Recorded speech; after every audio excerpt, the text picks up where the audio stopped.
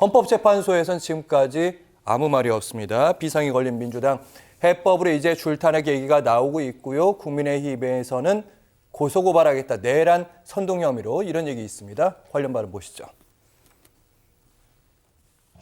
한덕수 총리에게 엄중 경고합니다. 윤석열 복귀 프로젝트를 멈추고 마은혁 재판관을 4월 1일까지 임명하십시오. 누가 누구를 고발하겠다는 것입니까? 속히 고발하십시오. 만약 권성동 원내대표의 고발장이 접선다면 우리는 무고죄로 고발할 것입니다. 국무회의를 해체하고 행정부 기능을 완전 마비시키겠다는 위험한 발상은 국민에 대한 선전포고이자 이것이야말로 국가 전복이고 내란인 것입니다. 한덕수 권한대행은 국무회의가 마비되고 행정부 기능이 정지되기 전에 내란 정당 민주당의 정당 해산을 심각하게 고려해야 할 것입니다.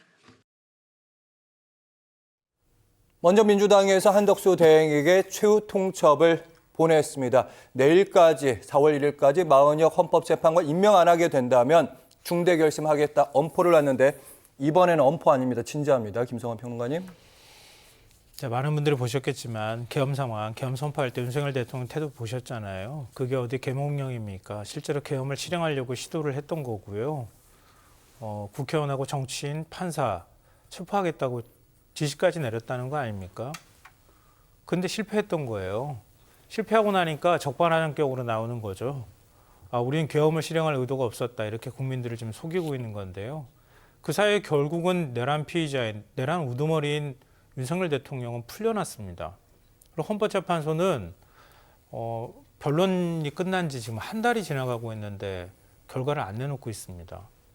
이 얘기는 결국은 제2의 내란을 꿈꾸겠다, 아니 제2 내란을 하겠다고 하는 의도를 보인다고밖에 볼 수가 없어요.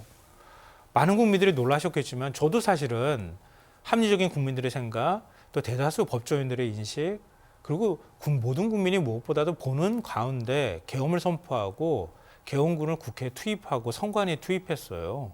이것 자체로도 윤석열이라는 사람은 그냥 바로 탄핵시켜야 되는 겁니다. 근데 상식적으로 이해할 수 없는 일들이 계속 벌어지는 거예요.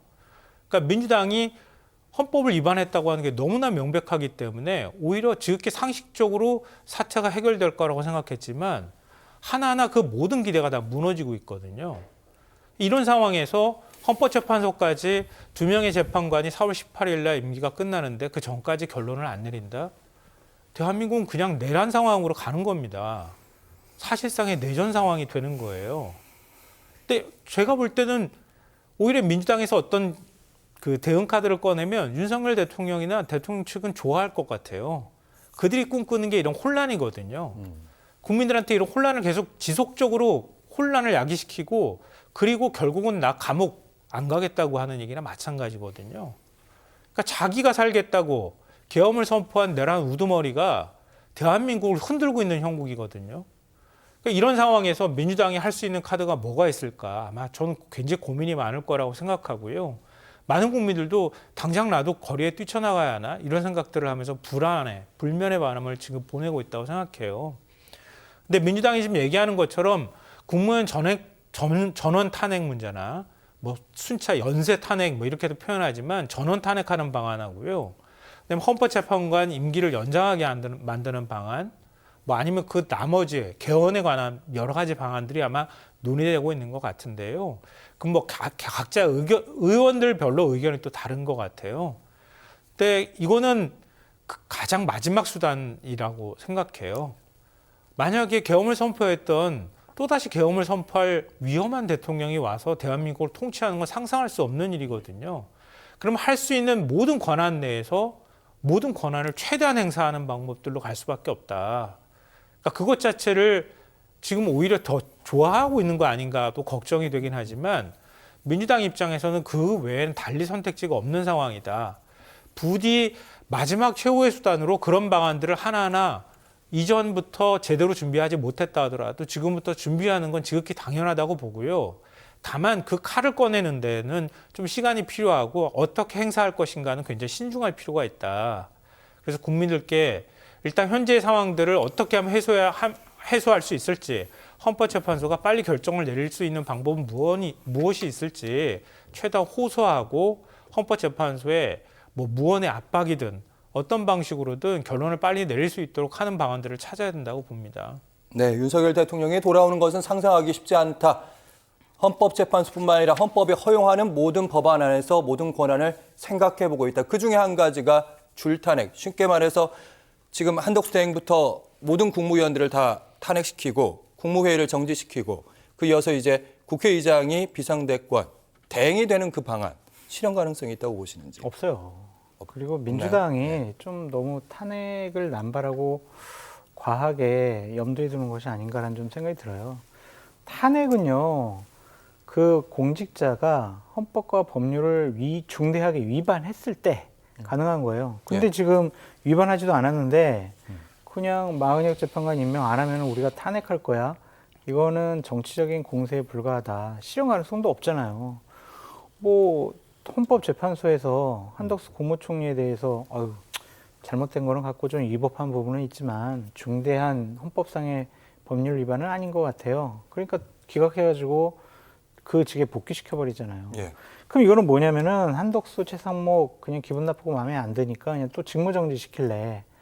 이러한 국가의 혼란 상황을 방치하는 거 아니냐, 아니면 오히려 더 조장하는 거 아니냐, 그런 여당의 비판을 받을 수 있는 대목인 것 같다라는 좀 생각이 들고요. 탄핵으로 이 상황을 돌파하려고 하지 않았으면 좋겠어요. 좀 국민들과 헌재를 믿고 좀 점잖게 기다리는 것도 하나의 방법이 아닐까. 저 불안 많이 하거든요, 사실은. 기다리면 될까요? 지금 많이들 기다리신 것 같아서. 답을 내놔야죠, 헌재가. 예. 그런데 이제 자꾸 권한대행들을 탄핵한다고 해가지고 이 사태가 풀릴까? 지금까지 계속 그래 왔잖아요. 근데 상황이 풀리지 않았잖아요. 그러면 다른 방식과 형식을 써야 되지 않을까? 좀 그런 생각이 듭니다. 그러니까 국회에서 가진 많은 권한과 권력을 예. 일방적으로 이용한다라는 것에 대해서 효과적이지 않았다라는 게 이미 드러났고, 국민들은 그래도 이건 좀 너무한 거 아니야? 이런 생각도 할 수 있거든요. 그래서 너무 탄핵을 남발하지 않았으면 좋겠다, 그런 생각이 들고요. 이재명 대표께서 오늘 대단히 정제된 점잖은 메시지를 내셨더라고요. 헌법재판소를 믿고 국민을 믿고 우리 차분하게 결정을 기다려보자, 그런 얘기 하셨거든요. 예. 정치 지도자는 그래야 돼요. 국민들 선동하고 정쟁을 유발하는 것이 아니라, 어쨌든 국민들이 지금 대단히 힘들어하고 피곤해하고 과잉 흥분 상태잖아요. 산불 때문에 나라가 대단히 우울해져 있고 예. 국민들 대단히 슬퍼하고 있는 부분 많이 있거든요. 거기에 이제 야당이 어쩔 수 없는 선택이라고 생각은 들지만, 과도하게 강력한 국회 권한을 이용하는 것도 그렇게 썩 좋아 보이지는 않습니다. 다른 방법을 찾으라고 말씀하셨는데. 반박하려고 하는 건 아니고요. 예, 말씀에 김성태 대체적으로 동의해요. 탄핵 발의는 절제된 방식으로 해야 된다는 것도 동의하고요. 그리고 야당에서 입장을 낼 때 지금 당장 뭔가 국무위원 전원을 탄핵할 것처럼 얘기하는 것도 실제 실행에 옮긴다고 하면 지금으로서 적절한가, 이런 문제에 대한 반론이 있을 수 있다고 봐요. 근데 시간이 이렇게까지 할 수 있어라는 결의를 보여주는 거지는 않을까요? 카드를 꺼내지는 않더라도. 계속 검토는 해야 된다고 봐요, 예. 저는. 그러니까 이대로 만약에 4월 18일 가버리면은요, 헌법재판관 2명 그만두게 되면 헌재가 사실상 기능이 정지되는 상태가 돼요. 그러면 어떤 일이 벌어질까요? 윤석열 대통령 탄핵 소추안 결론을 못 내리게 돼요. 그러면 오늘 동아일보 그 논설위원이 칼럼을 썼는데 제목이 그래요.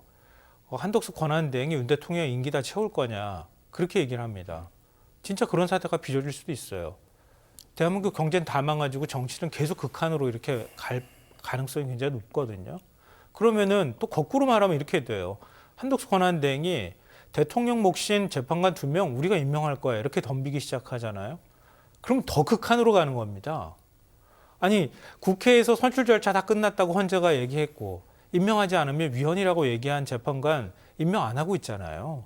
그러니까 대통령 몫은 임명하겠다고 하면 어떤 일이 벌어지겠습니까? 그러면 윤 대통령 직무 복귀시키겠다는 얘기밖에 안 되는 거예요. 그러면 더 극한 충돌로 가게 될 겁니다. 그러니까 그러니까 왜 이런 일까지 이렇게 버리려고 하는 것인가. 한편으로 답답하기도 하고요. 그러니까 야당에서 예. 할 수 있는 법적 권한을 최대한 행사하는 방안들을 계속 거론하고 있는 거예요. 다만 기한을 4월 4일 이렇게 얘기하고 있잖아요. 그러니까 이번 주가 지나가 버리면 정말 헌법재판관들이 임기가 끝나는 주 빼고는 한 주밖에 안 남게 되는 거예요. 그럼 그 주에 결정을 안 내린다고 하면 무슨 일이 벌어질지 아무도 사실 알 수가 없는 거거든요. 네. 그런 상황에 가서 지금 헌법재판소를 믿습니다 그랬다가 다음 주에 만약에 안 해버리면 야당으로서는 할 수 있는 게 아무것도 없잖아요.